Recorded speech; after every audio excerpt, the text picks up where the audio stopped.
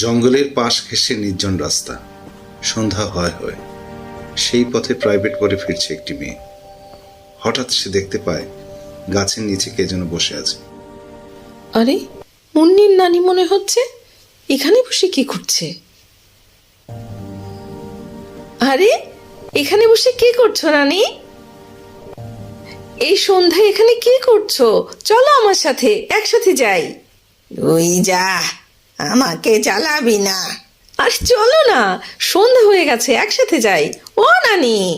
আমি কারো নানি না, তুই এখান থেকে যা, দূর হ। আরে ওঠো না, ও নানি! তবে রে। এই বলে বিকট রূপ ধারণ করে ডাইনি। তা দেখে মেয়েটি ভয়ে দৌড়ে পালায়, আর ডাইনি তার লম্বা লম্বা হাত বাড়িয়ে মেয়েটিকে আঁচড় কাটার মতো ভয় দেখে হাসতে থাকে।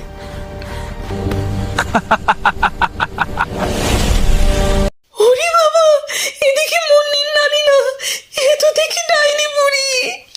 ওরে বাবা, ওরে বাবা, বাঁচাও, বাঁচাও।